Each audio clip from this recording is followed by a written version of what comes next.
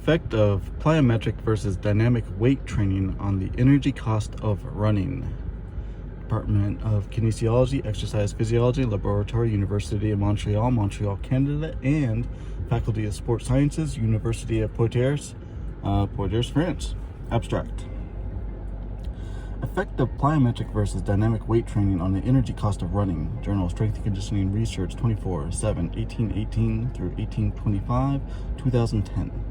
The purpose of the study is to compare the effects of two strength training methods on the energy cost of running. 35 moderately to well-trained male endurance runners were randomly assigned to either a control group, C, or two intervention groups. All groups performed the same endurance training program during an 8-week period. Intervention groups added a weekly strength training session designed to improve neuromuscular qualities. Sessions were matched for volume and intensity using either plyometric training, PT, or purely concentric contractions with added weight, dynamic weight training, DWT. We found an interaction between time and group and an effect of time for C. Plyometric training induced a larger decrease of C than DWT, whereas it remained unchanged in C. Pre to post changes in C were correlated with initial CR. Peak vertical jump height increased significantly for both experimental groups, but not for C control. All groups showed improvements in performance. Plyometric training were more effective than DWT, improving C in moderately to well-trained male endurance runners, showing that athletes and coaches should include explosive strength training in their practices with a particular attention on plyometric exercises. Future research is needed to establish the origin of this adaptation. Keywords: concurrent training, half squat, drop, jump, running performance. Introduction. Successful running performance in long-duration events is directly influenced by maximum oxygen uptake, VO2 max.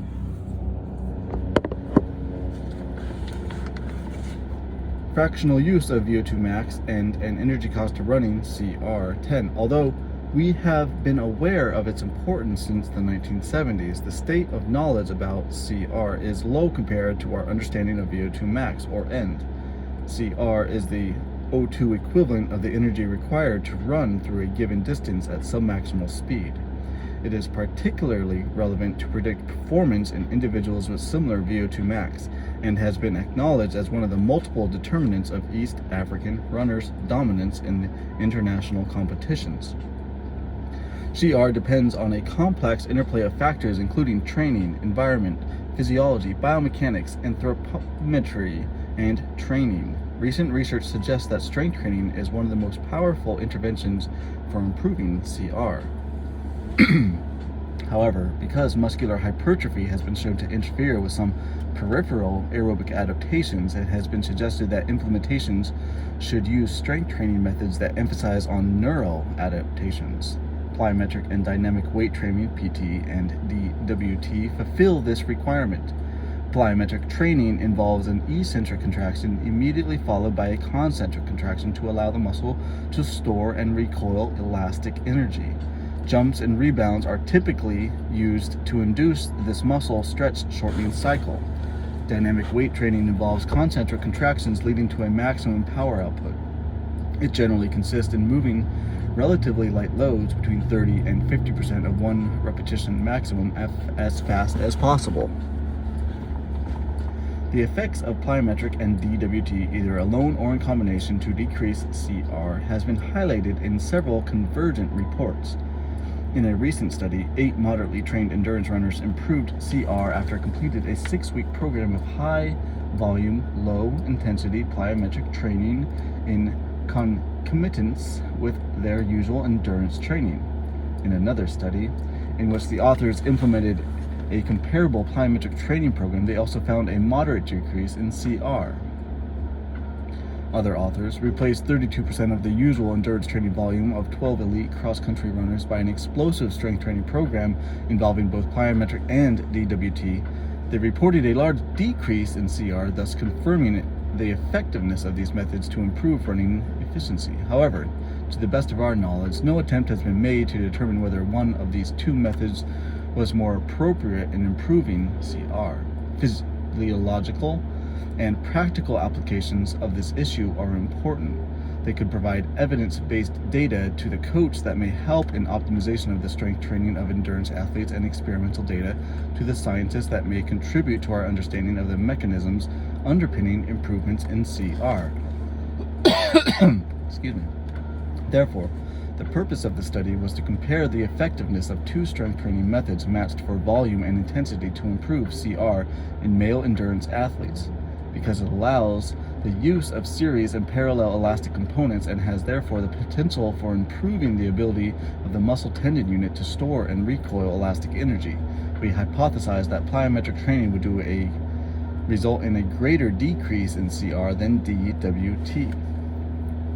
Methods. Experimental approach to the problem.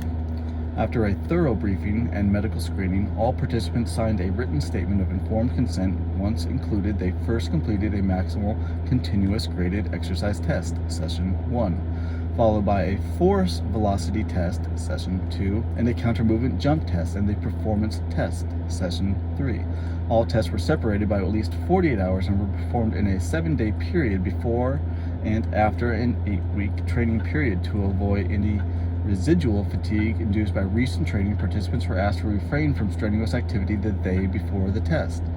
They were also asked to arrive fully hydrated to the laboratory at least 3 hours after their last meal. No attempt was made to control the content of this meal. After initial testing, participants were randomly assigned to the DWT group or PT group and the control group, C. The groups were matched for age and peak oxygen consumption. There were no initial differences in other dependent variables between groups. Subjects: 35 moderately to well-trained male endurance runners with no history of strength training participated in this study. They were competing at a provincial standard level, 3 to 7 training sessions per week, at distances between 5,000 and 42,195 meters. Their age, stature, body mass index, and sum of skin folds, triceps, biceps, subscapular, and suprailiac were reported in Table 1. The protocol was reviewed and approved by the Research Ethics Board in Health Sciences of the University of Montreal, Canada. Procedures. Exercise testing. Maximal continuous graded exercise test. This test was performed on a motorized treadmill, Quinton, Bothell, Washington, USA, which was calibrated at 8 and 16 kilometers an hour. Gradient is 0. Before each session with an in-house system using an optical sensor connected to an acquisition card. Initial speed was set at 12 kilometers an hour for 6 minutes to determine the energy cost of running, and increased by 0.5 kilometers an hour every minute until exhaustion. The grade was set at 0 throughout the test. The speed of the last completed stage was considered to be the peak treadmill speed, PTS. Oxygen uptake, VO2, was determined continuously on a 15-second basis using an automated cardiopulmonary exercise system, MOXIS AEI Technologies, Naperville, Illinois, USA. Gas analyzers, S3A and CD3A, AEI Technologies, Naperville, Illinois, USA, were calibrated before each test using a gas mixture of known concentrations, 15% oxygen and 5% carbon dioxide and ambient air. Their accuracy was 0.03% for oxygen and 0.02 for carbon dioxide. Data provided by the manufacturer. The turbine was calibrated before its test using a motorized syringe, Vacuum Med, Ventura, California, USA, with an accuracy of plus or minus 1%. The tidal volume was set at 31 and the stroke rate at 40 cycles per minute. Mean VO2 over the last 2 minutes of the initial 6-minute bout was divided by speed to calculate the energy cost of running, CR in milliliters per kg per kilometer. The highest VO2 over the 15-second period during the test was considered as peak oxygen consumption, VO2 peak in milliliters per kg per minute. Force velocity test. This test was performed on a guided squat rack allowing only vertical movement, Atlantis, Laval, Quebec, Canada. When cued, the participant moved from the standing position into a semi-squat position, 90-degree knee flexion, and had to stay motionless for 4 seconds. before flexion and had to stay motionless for 4 seconds before moving the load as fast as possible. 2 consecutive trials were performed per load, with the best reading recorded for further analysis. 3 minutes of passive recovery was given between each load. Maximum, average velocity, and power were recorded by linking a shuttle to the end part of the bar locked on an infrared sensor. Muskelab, Ergo Test, Norway. The accuracy of this electronic device reached the 10 microsecond time resolution with an optical transducer interruption each 3 millimeters of displacement. Average velocity and power were calculated through the whole range of motion used to perform a complete repetition from 90-degree knee flexion to the full extension. Power load curve were plotted during the test. The initial load was 10 kilograms and was increased by 10 kilograms until the flattening of the power load curve and by increments of 5 kilograms afterwards. The test was completed when power decreased during the least 2 consecutive loads. The highest power was considered as peak power, P peak in watts. Counter movement jump test. This test was performed in the laboratory. When cued, the participant made a counter movement jump jumping as high as possible. The hands had to be placed on the hips throughout the entire jump. No specific instruction was given regarding the depth or speed of the counter movement. 3 trials separated by 1 minute of passive recovery were performed. The best one was recorded for further analysis. Vertical jump height was calculated from flight time using basic kinematic equations. Flight time was recorded with an optical system consisting of 2 bars placed opposite of each other and connected to a PC via the serial port. Optojump microgate, Bazzano, Italy. This system transmits an infrared light 1 through 2 millimeters above the floor. When the light is interrupted by the feet, the unit triggers a timer with a precision of 1 microsecond. The highest height was considered as peak vertical jump height, VJH, peak in centimeters. Performance test. This test was performed on a 200-meter indoor track and consisted of an individual 3,000-meter run. Participants were instructed to cover the distance as fast as possible and encouraged to maintain an even pace throughout the run in order to produce the best performance. Time was measured to the nearest second and considered as performance criterion, perf 3000 in seconds. Mean velocity over the 3,000 meters was calculated and divided by PTS to estimate aerobic endurance, and in percent PTS. Training interventions. Endurance training. All participants, DWT, PT, and C, followed the same basic endurance training program that was typical to what they were already doing. It involved 2 high-intensity interval training sessions and 1 low-intensity continuous training session per week. The content of these training sessions is described in Table 2. Strength training. Participants of the control group did not train for strength, whereas participants of DWT and PT groups performed 1 strength training session per week. The strength training program was designed to improve maximum power, defined as the ability to produce a high amount of force over a very short period of time. Training details relative to the number of sets and repetitions were given in Table 3. Excuse me. Rapid improvements were expected because participants had no experience in this kind of training. Therefore, the 4th training session was dedicated to the adjustments of training intensities by the mean of specific tests.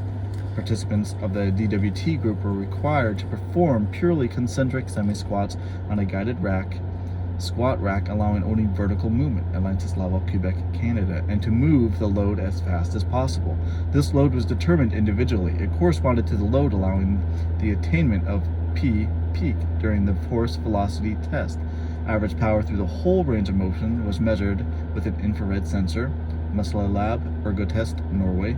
See Force Velocity Test for a more complete description. A trial was counted only if power was at least 95% of P peak, measured during the force velocity test.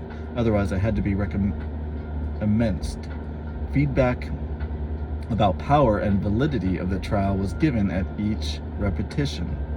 Participants of the PT were required to perform drop jumps from 20, 40, or 60 centimeter jump boxes. Briefly, a drop jump consists of stepping down from a given height and bouncing as high as possible.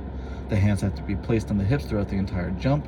In our study, no specific instruction was given regarding the depth or speed of the counter movement. The height of the jump box was determined individually. It corresponded to the height that allowed the participant to reach the highest vertical jump height, supposedly the highest power. Vertical jump height was measured with an optical system. Opto-jump microgate, see counter movement jump test for the more complete description.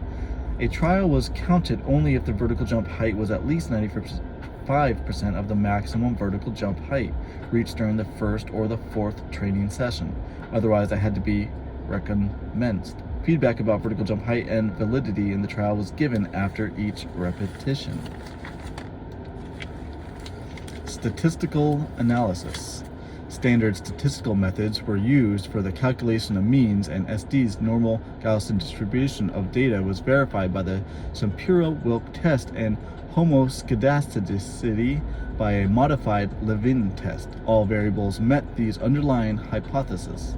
A two-way analysis of variance, ANOVA, time times group, with repeated measures on the time factor was performed. Multiple comparisons were made with Bonferroni post hoc test. The magnitude of the differences was assessed by the effect size, ES, calculated according to the following equation. ES equals M2 minus M1 over SD pooled, where ES is the effect size, M1 and M2 are the mean of the first and the second trial, and SD pooled is the pooled SD calculated as follows. SD pooled equals the square root of S squared 1 times N1 minus 1 plus S2 2 times N2 minus 1 over N1 plus N2 minus 2, where S1 2 and S22 are the variance of the first and the second trials, and N is the number of participants. The magnitude of the differences was considered either small, 0.2, less than ES, less than or equal to 0.5, moderate, 0.5, less than ES, less than or equal to 0.8, or large, ES is greater than 0.8. Pearson's product movement correlation was used to evaluate the association between relevant parameters. The significant level was set at P is less than or equal to 0.05. All calculations were made with Statistica 6.0, Statsford, Tulsa, USA. Results. 7 participants did not complete the 8-week training program and were withdrawn from the study. The main reasons were illness, N1, lack of motivation, N equals 2, or injury, N equals 4. It is worth noting that none of the injuries occurred during the strength training session.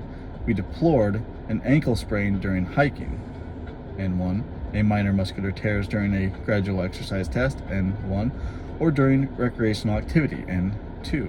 Final sample sizes were N equals 12 in DWT, N equals 11 in PT, and N equals 5 in C. These participants completed 97% DWT, 99% PT, and 100% of the C.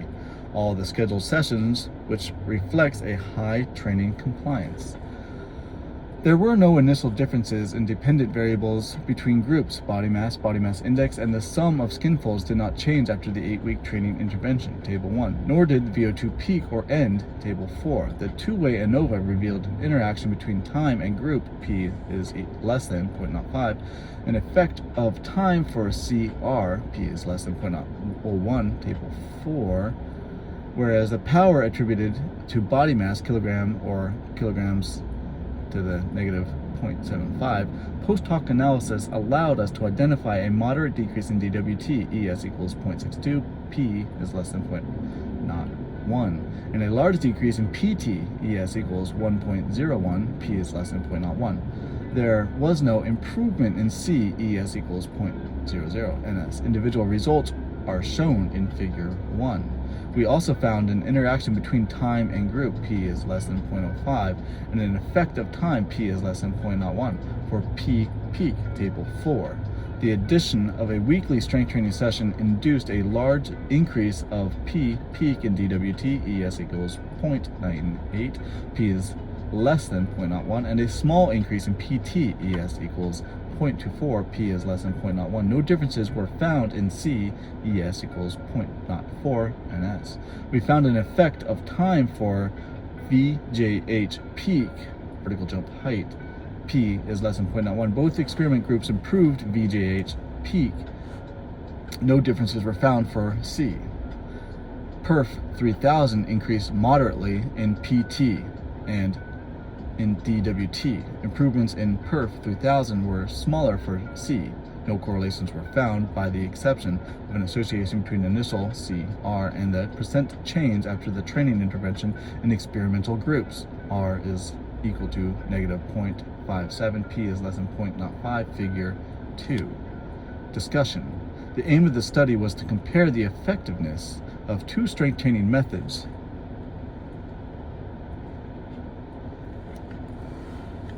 Matched for volume and intensity to improve CS or CR in male endurance athletes. We hypothesized that plyometric training would result in a greater decrease in CR because an improved storage recoil capacity of elastic energy.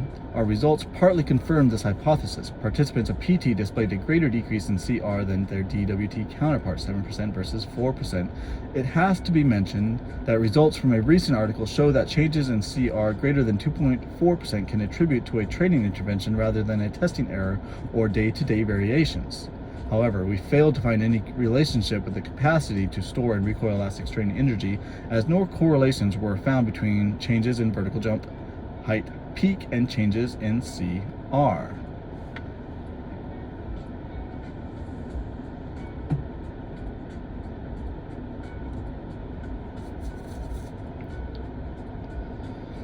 It has been shown that VO2 does not increase in proportion to body mass during both submaximal and maximal intensity running.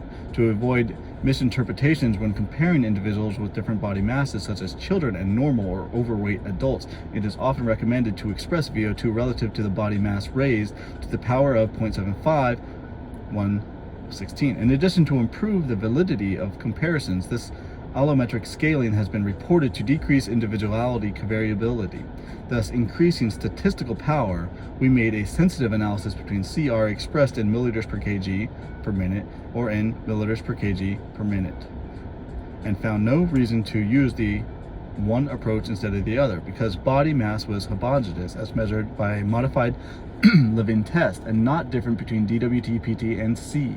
We finally opted out for a classical approach, i.e. body mass raised to the power of 1. A recent research examined the effect of plyometric training on CR. 8 moderately well-trained male endurance runners added 2 sessions of high-volume, low-intensity plyometric training per week during 6 weeks to their usual endurance training. The authors found a moderate decrease in CR. P is less than 0.05, ES is 0.46, whereas both end and as measured as by lactate threshold and VO2 peak remained unchanged. Other authors reported similar amplitudes of improvement after a 6 to 9 week high volume, low intensity plyometric training period in moderately to well-trained endurance athletes. In contrast to these reports, participants of the present study performed a low volume, high intensity plyometric training. Our result confirmed the positive effect of such training on CR, but with a much greater amplitude of improvement. It should be noted that these gains were obtained with only 1 session per week. It is far less than current recommendations or practices. A recent meta-analysis examined the effectiveness of plyometric training to improve vertical jump height, reported an overall ES of 0.84.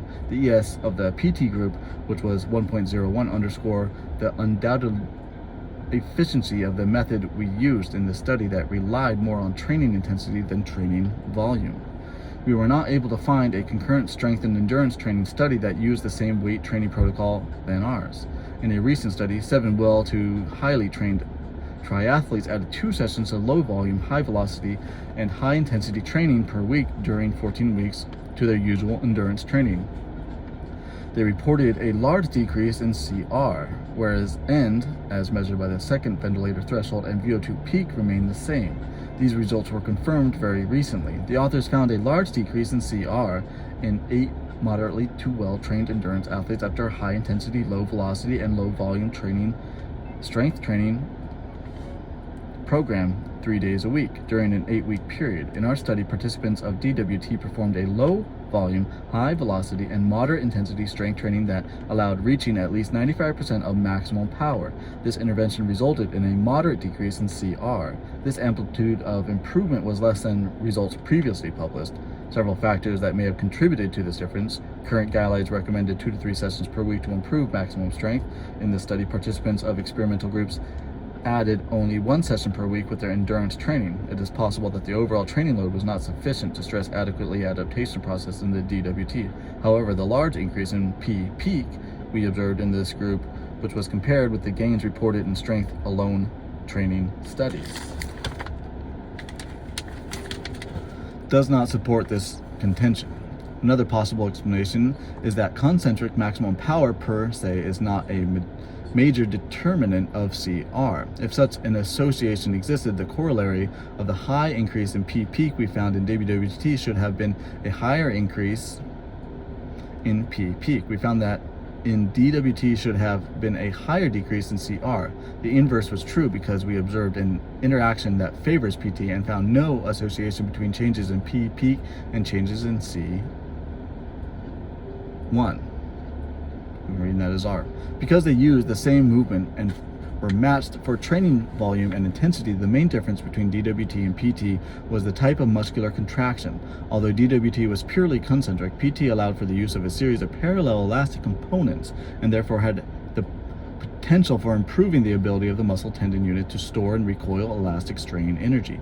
However, we were not able to find any association between changes in VJH peak and changes in CI, nor the interaction between experimental groups regarding jump performances. Adaptations regarding the ability to use elastic energy and to develop more power probably differed between PT and DWT, but both contributed to the increased VJH peak. Therefore, it appears that the counter movement jump test was not sensitive enough in itself to underline specific improvements in the ability to store and recoil elastic energy. Another possible explanation could be related to the important number of factors influencing CI.